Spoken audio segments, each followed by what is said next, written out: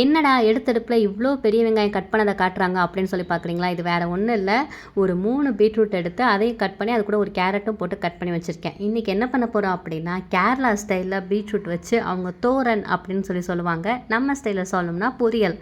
அது எப்படி செய்கிறது, அதுவும் டேஸ்ட்டாக எப்படி செய்கிறது அப்படின்னு சொல்லி தான் பார்க்க போகிறோம். அதுக்கு மெயினான ஒன்றே இந்த மாதிரி தேங்காய் துருவி சேர்க்கணும். அப்போ தான் டேஸ்ட் நல்லாயிருக்கும். நீங்கள் போனால் போதுன்னு மிக்சியில் போட்டு அரைச்சிட்டிங்கன்னு வைங்களேன், டேஸ்ட்டு நல்லாவே இருக்காது. கண்டிப்பாக டைம் மெனக்கட்டு இந்த மாதிரி துருவி வச்சுக்கோங்க. இதுதான் டேஸ்ட் கொடுக்கக்கூடியதே. அடுத்து ஒரு தட்டுக்கு வெங்காயம் கட் பண்ணி வச்சுருந்தோம்ல, அந்த தட்டு வெங்காயத்தை எல்லாத்தையும் இது கூட சேர்க்கணும். ஏன்னா அவ்வளோ வெங்காயம் சேர்த்தா தான் இந்த தோரன் நல்ல டேஸ்ட்டாக வரும். அப்புறம் அது கூட கொஞ்சம் பச்சை மிளகா காரத்தை கட் பண்ணி போட்டுக்கலாம்.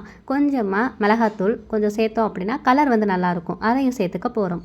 இந்த தோரன் கொஞ்சம் லைட்டாக காரம் தூக்கலாக இருந்துச்சு அப்படின்னா தான் டேஸ்ட் நல்லாயிருக்கும். அப்புறம் கொஞ்சம் மஞ்சத்தூளும் சேர்த்துக்கலாம். இந்த பீட்ரூட்டுக்கு தேவையான அளவு உப்பும் சேர்த்துட்டு இது எல்லாத்தையும் நல்லா கைனால் மிக்ஸ் பண்ணி விடணும். நம்ம நல்லா மிக்ஸ் பண்ணி விட்டோம் அப்படின்னா தான் இது டேஸ்ட் நல்லா வரும்.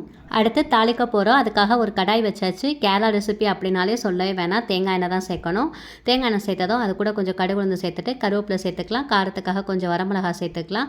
இது கூட சின்ன வெங்காயம் நீட்டு வகையில் கட் பண்ணி வச்ச சேர்த்து நல்லா வதக்குனதுமே நம்ம மிக்ஸ் பண்ணி வச்சுருக்கோம் இல்லையா பீட்ரூட்டு, அது எல்லாத்தையும் சேர்த்துட்டு நம்ம கலந்து விட்டுக்க போகிறோம். கொஞ்சமாக தண்ணி தெளித்து இதை நல்லா கலந்து விட்டுட்டு மூடி போட்டு வச்சிடலாம். ஒரு 2லேருந்து 3 நிமிஷம் மூடி போட்டு வச்சுட்டு இடையில ஓப்பன் பண்ணி கலந்து விட்டுக்கோங்க, இல்லைன்னா அடி பிடிச்சிடும். அந்த மாதிரி கலந்து விட்டுட்டு மூடி போட்டு வேக விட்டு நம்ம எடுத்துட்டோம் அப்படின்னா நல்ல சூப்பராக நமக்கு பீட்ரூட் வந்துடும். சூப்பரான டேஸ்ட்டில் பீட்ரூட் தோரணும் ரெடி ஆயிடும். கண்டிப்பாக இது மாதிரி செஞ்சு பாருங்கள்.